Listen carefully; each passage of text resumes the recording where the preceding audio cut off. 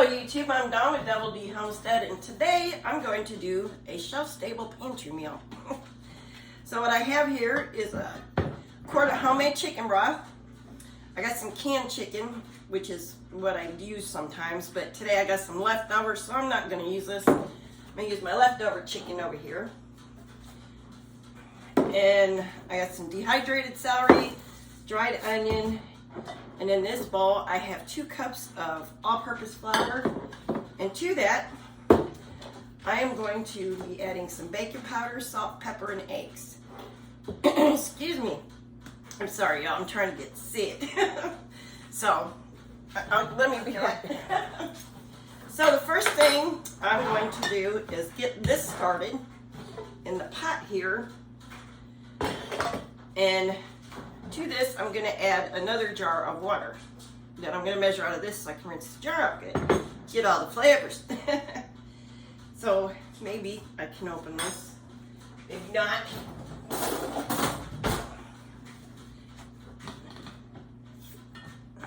And this goes in here.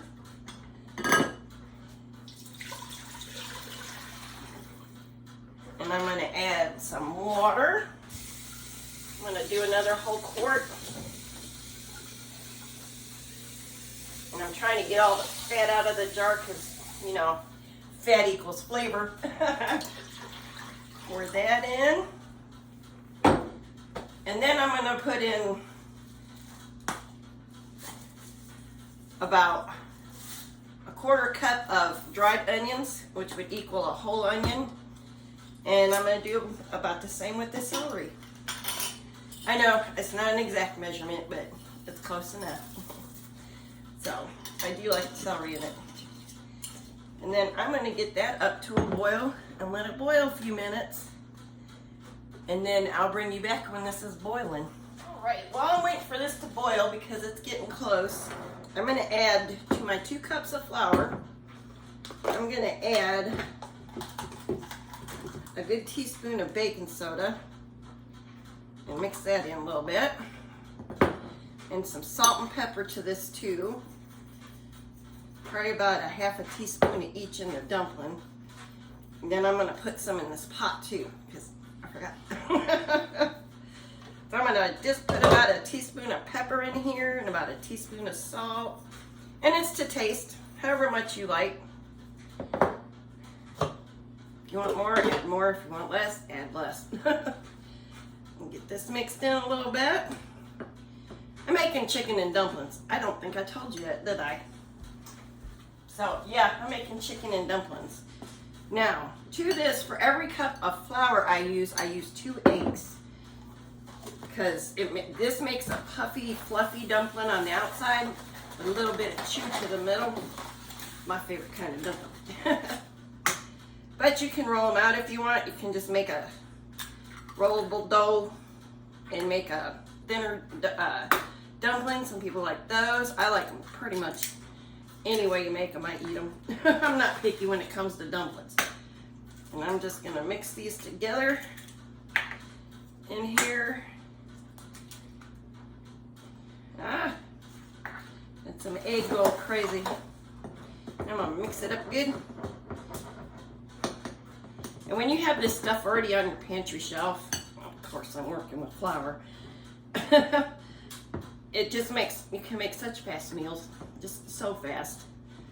Instead of cooking all day to make a pot of chicken and dumplings, you can just do it in under 15 minutes. It's super fast and easy. I might have to add a little water to this because it's pretty stiff. I'm gonna, yep, I gotta get some water. I'm gonna just add it until I make a nice stiff dumpling dough. Not super stiff, but a good thick one so that it sticks together. Because I have actually made them a little bit too thin. They kind of fall apart when they're cooking. Still taste good, but they fall apart. And this is a good hearty meal. It will make you feel better on a cold day. It got cold again, so It'll warm back up. And just a little bit more water.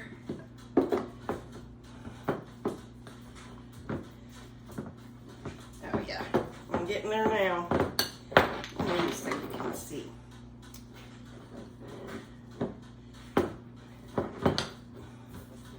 Oh yeah. This is gonna be a good dumpling. Just a smidge more water. And that should do it. Oh yeah. Now we're there. And like I said, you can make this stiffer and roll them out on a floured surface if you want. This just seems to work for me for a quick, easy dumpling. I actually found this recipe in a cookbook way back in the day, back in the 80s, early 80s. I found this dumpling recipe and I pretty much stuck to it. I liked it. Alrighty, and I'll be back when this is ready. Alrighty, we got a good boil going. Look at that. And look how nice the vegetables came back. I don't know if you can see too good on there, but sorry about the dryer noise earlier too. But see, nice, nice.